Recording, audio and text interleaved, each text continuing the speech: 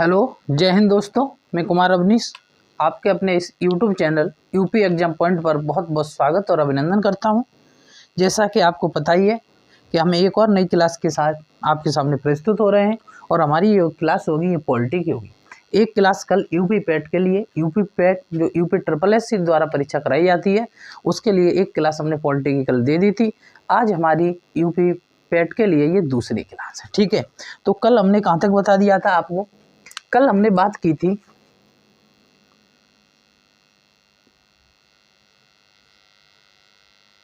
संविधान सभा। कल हमने संविधान सभा की बात की थी और संविधान सभा में हमने बताया था कि संविधान सभा का जो गठन हुआ, ये गठन 6 दिसंबर 1946 को हुआ था। और ये स्थान अगर पूछता है इसका स्थान कहाँ था, तो ये स्थान था कौशल चैम्बर पुस्तकालय, कौशल चैम्बर पुस्तकालय दिल्ली, ठीक है। और इसके दिल्ली जो कौशल चैम्बर पुस्तकालय था, इसके केंद्रीय कक्ष में, केंद्रीय कक्ष, इस केंद्रीय कक्ष में इसकी क्या बनाई गई थी? संविधान सभा बनाई गई थी। और हमने बताया था कि संविधान सभा का जो प्रतीक था, प्रतीक, उस संविधान सभा का प्रतीक था हाथी। आप कल वाली वीडियो में भी ये मैंने बात बताई थी और मैंने बताया कि इसका जो आधार था वो फ्रेंच प्रणाली के आधार पर इस संविधान सभा का गठन हुआ था, वो फ्रेंच प्रणाली के आधार पर हुआ था, ठीक है। अब इतना हमने बताने के बाद में और हमने एक बात बताई थी कि ये बताओ इस संविधान सभा का उद्देश्य क्या था? उद्देश्य, तो उद्देश्य था ऐसे संविधान का निर्माण करना, ऐसे संविधान का निर्माण करना जो सभी लोगों के लिए समान रूप से लागू हो, ठीक है। और फिर हमने बताया था कि इसका जो निर्माण किया गया था, वो निर्माण किसने किया था? तो निर्माण कैबिनेट मिशन के द्वारा किया गया था, कैबिनेट मिशन द्वारा इसका निर्माण किया गया था। और कैबिनेट मिशन के विषय में बताया कि कैबिनेट मिशन भारत कब आया? तो कैबिनेट मिशन 24 मार्च 1946 को भारत आया था। इसमें जो सदस्य थे वो कितने थे? 3 सदस्य थे। ये बातें कल हमने आपको बताई थी।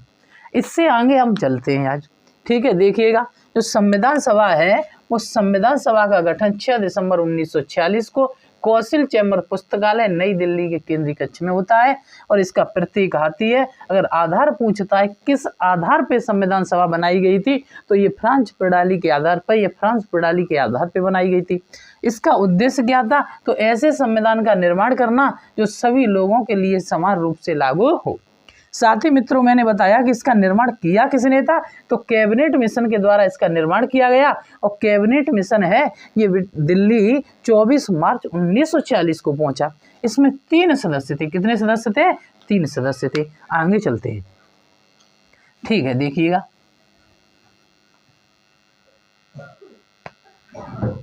अब जब संविधान सभा की पहली बैठक होती है, या संविधान सभा का गठन होता है, तो संविधान सभा की यहाँ पर क्या होता है? बैठकें शुरू होती है। संविधान सभा की बैठक, और बैठक में हम देखेंगे प्रथम बैठक। ये जो संविधान सभा की पहली बैठक हुई थी, ये प्रथम बैठक हुई थी। प्रथम बैठक, ये प्रथम बैठक, संविधान सभा की प्रथम बैठक 9 दिसंबर 1946 को हुई। 9 दिसंबर 1946 को सुबह 11 बजे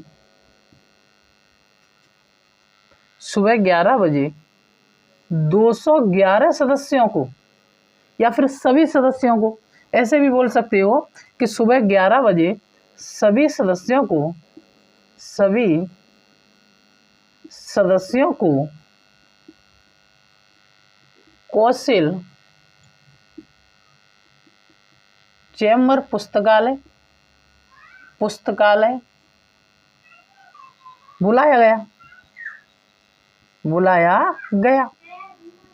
ठीक है, सभी जितने भी सदस्य थे उन सदस्यों से ये कहा गया कि आप लोग सुबह 11 बजे कहाँ आ जाइएगा कि अपने कौशल चैम्बर पुस्तकालय आ जाइएगा।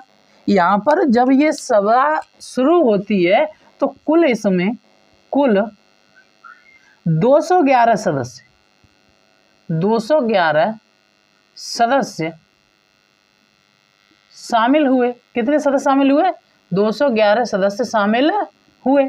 ठीक है, अब यहाँ पर पूछेगा कि ये बताओ प्रथम बैठक हुई थी, इसमें सबसे पहले बोलना किसने शुरू किया था या सभा को संबोधित किसने किया था? तो इसमें जेबी कृपलानी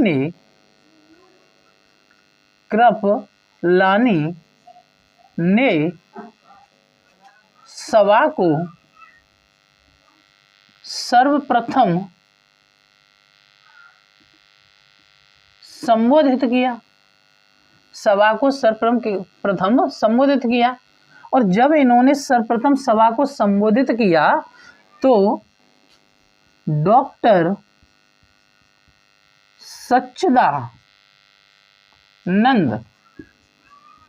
सच्चिदानंद सिन्हा को बुलाया। ठीक है, और डॉक्टर सच्चिदानंद सिन्हा को सभा का प्रथम या फिर अस्थायी अध्यक्ष बनाया गया। क्या बनाया गया? सभा का अस्थायी अध्यक्ष बनाया गया। ठीक है, अगर आपको पूछता है कि संविधान सभा का अस्थायी अध्यक्ष कौन था, तो संविधान सभा का जो अस्थायी अध्यक्ष थे वो कौन थे? डॉक्टर सच्चिदानंद सिन्हा थे। यहीं पर आपसे पूछेगा कि 9 दिसंबर 1946 को सदन में या सभा में उपाध्यक्ष कौन बनाए गए थे? उपाध्यक्ष, तो सदन के जो प्रथम उपाध्यक्ष बनाए गए थे वो फ्रैंक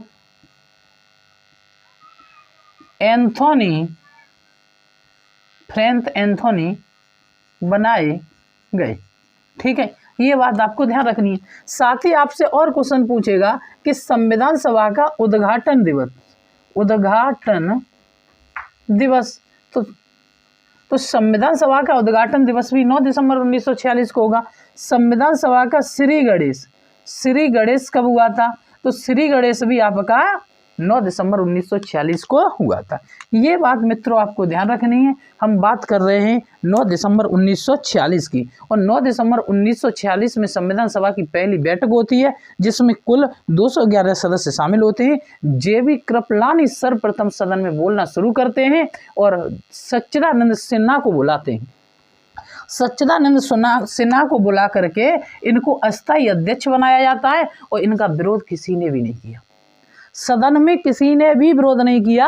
यही फ्रांस की प्रणाली है या फ्रेंच प्रणाली है कि जितने भी सदस्य हैं और उनका नेता चुनना है या बॉस चुनना है या अध्यक्ष चुनना है तो उनमें जो सबसे वरिष्ठ व्यक्ति होगा उसी को उसका अध्यक्ष चुना जाएगा। तो डॉक्टर सच्चिदानंद सिन्हा सभी 211 सदस्यों में सबसे वरिष्ठ थे और इनको क्या किया गया? सदन का अस्थायी अध्यक्ष बनाया गया था। ठीक है, और इसके जो उपाध्यक्ष थे वो फ्रैंक एंथोनी को बनाया गया था। ठीक है, आगे चलते हैं, देखिएगा अगला पॉइंट।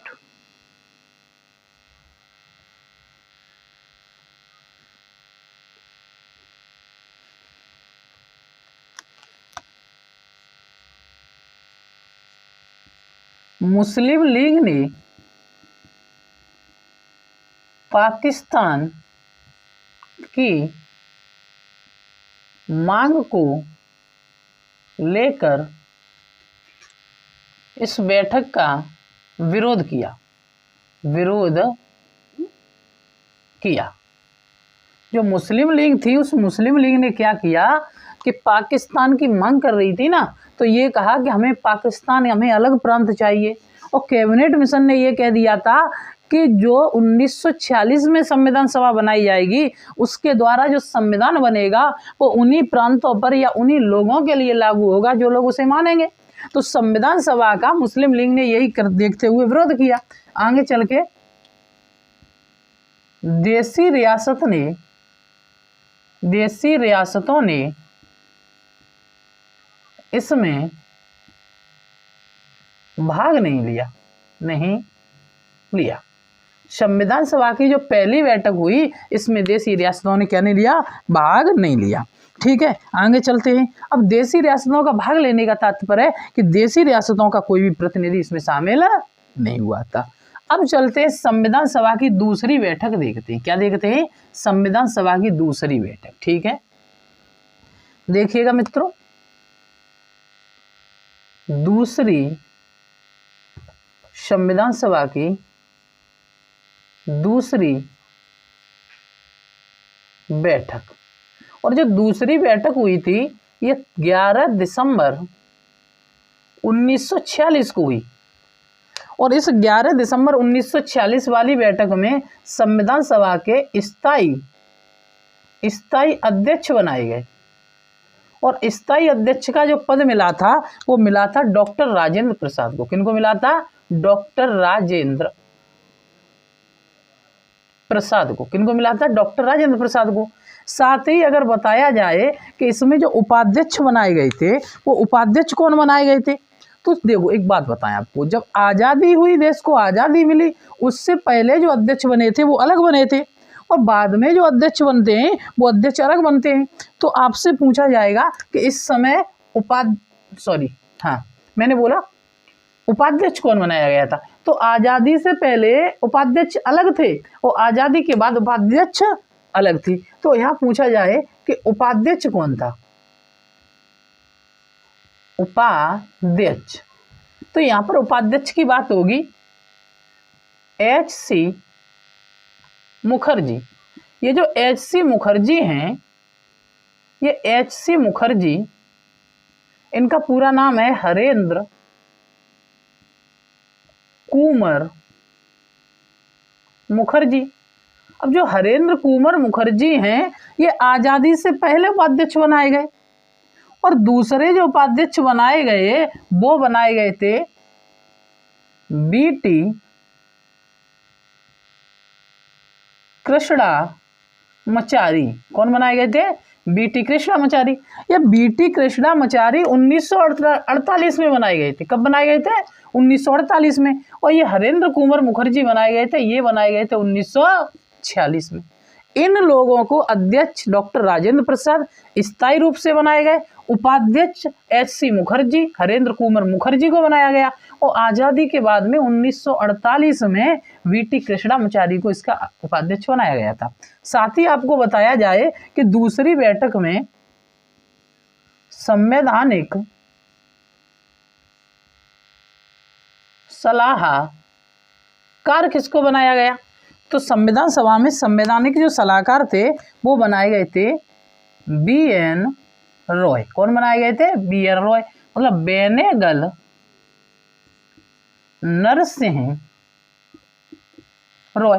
बेनेगल नरसिंह राय को संविधान सभा में क्या बनाया गया था? संवैधानिक सलाहकार बनाया गया था। और आपको पता ही है कि बेनेगल नरसिंह राय को कई देश के संविधान का ज्ञान था, जाने माने वकील थे। और जब देश को जरूरत पड़ी थी कि डॉक्टर भीमराव अंबेडकर ने एक बात कही थी संविधान सभा में खड़े होकर कि हमारे देश का संविधान बनने से पहले विश्व के कई संविधानों को छाना जाएगा, अर्थात उन्हें पढ़ा जाएगा। तो बेनेगल राव ने और लोगों के साथ मिलकर कई देशों के संविधान का अध्ययन किया था और करने के बाद में लगभग 60 देशों के संविधान से कुछ ना कुछ उठाया गया। मतलब लगभग 60 देशों के संविधान का अध्ययन किया और लगभग 10-12 देशों के संविधान से कुछ ना कुछ उठाया गया। उसके बाद में अपने भारत का संविधान बन के तैयार हुआ, इसीलिए भारतीय संविधान को उधार का थैला कहा जाता है। तो चलिएगा दोस्तों देखते हैं जब आपकी पहली बैठक मैंने बताई, दूसरी बैठक बताई, और इसके बाद में देखिएगा संवैधानिक सलाहकार कौन थे, BN रॉय थे, बेनेगल नरसिंह रॉय थे। इसके बाद में जो वक्त आता है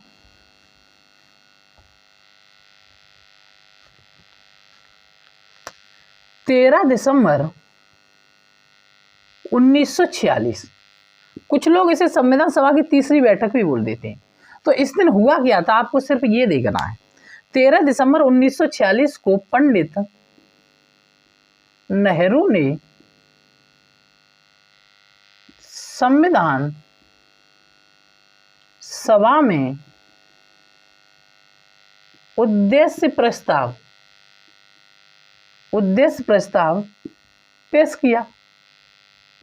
कहने का तात्पर्य है कि 13 दिसंबर 1946 को पंडित नेहरू ने संविधान सभा में उद्देश्य प्रस्ताव पेश किया, और यही उद्देश्य प्रस्ताव, जो ये उद्देश्य प्रस्ताव था, ये उद्देश्य प्रस्ताव आगे चल के 22 जनवरी 1947 को, 22 जनवरी 1947, लगभग 40 दिनों के बाद इस उद्देश्य प्रस्ताव को संविधान सभा ने सहज सहमति से स्वीकार कर लिया। 22 दिसंबर 1947 को प्रस्ताव को संविधान सभा ने स्वीकार कर लिया। यह बात हो रही है कि उद्देश्य प्रस्ताव 13 दिसंबर को तो आपका पेश किया गया, और जाकर के 22 दिसंबर 1947, लगभग 40 दिन बाद इसे स्वीकार कर लिया गया। और जब ये स्वीकार कर लिया तो आगे चल के 1948 में यही उद्देश्य प्रस्ताव आपके संविधान की प्रस्तावना बना, उद्देश्य का बना। ठीक है, तो आपको ये बात ध्यान रखनी है। आगे चलते हैं, आगे बात करते हैं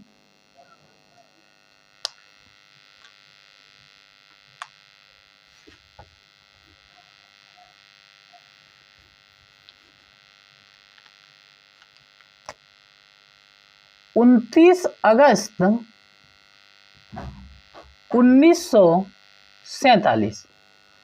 1947 को प्रारूप समिति का गठन हुआ। प्रारूप समिति का जो प्रारूप तैयार किया था, इसका प्रारूप BN रॉय ने तैयार किया। बेनेगल नरसिंह राव ने इसका प्रारूप तैयार किया था। ठीक है, और प्रारूप समिति में जो सदस्य थे, उनकी संख्या सदस्य संख्या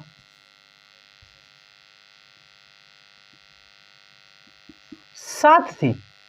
और ये सदस्य संख्या जो 7 बताई गई है, ये अध्यक्ष सहित। ठीक है, प्रारूप समिति का अगर गठन पूछता है तो आपका 29 अगस्त 1947 को हो रहा है। प्रारूप इसका किसने तैयार किया, BN रॉय ने तैयार किया था। इसमें सदस्य कितने थे, 7 थे। अध्यक्ष सहित 7 सदस्य थे। अगर आपसे पूछा जाए कि इसके अध्यक्ष कौन थे, अध्यक्ष, तो इसके जो अध्यक्ष थे डॉक्टर भीमराव अंबेडकर। डॉक्टर भीमराव अंबेडकर इसके क्या थे, अध्यक्ष थे। अगर साथ ही आपको बताया जाए कि इसमें जो सदस्य थे 7 सदस्य, तो उनमें कौन कौन था, तो देखो, एक तो आपके BR अंबेडकर, दूसरे KM मुंशी, तीसरे कृष्णा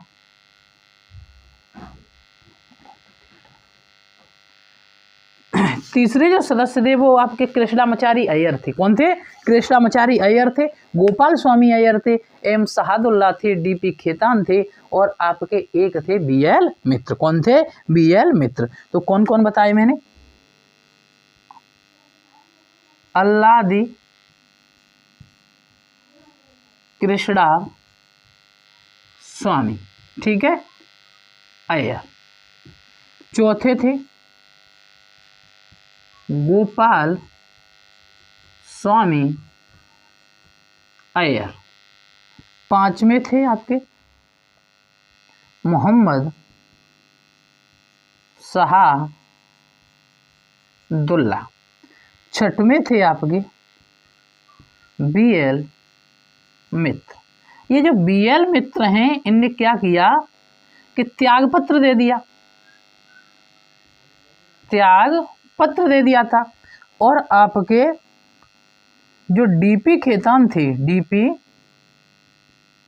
खेतान, इनकी क्या हो गई थी, मृत्यु हो गई थी, ठीक है। तो आपको क्या ध्यान रखना है, आपको ध्यान रखना है कि जो प्रारूप समिति है, इस प्रारूप समिति में कुल कितने सदस्य हैं, कुल अध्यक्ष सहित 7 सदस्य थे, जिसमें अंबेडकर थे, KM मुंशी थे। KM मुंशी का पूरा नाम होता है कन्हैया लाल मणिकलाल मुंशी।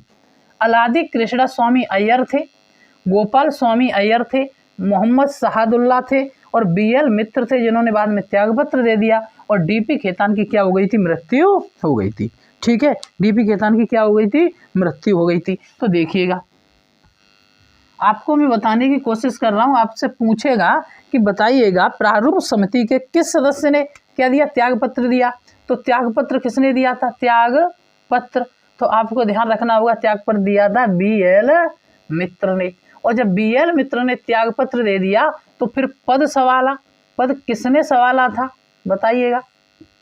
तो पद सवाला था माधवराव ने। किसने संभाला था आपका पद, माधवराव ने संभाला था। अगर पूछा जाए मृत्यु किसकी हुई, मृत्यु, तो मृत्यु हुई थी DP खेतान की, खेतान, ठीक है। और DP खेतान की जब मृत्यु हो जाती है तो पद किसने सवाला, तो पद सवाला,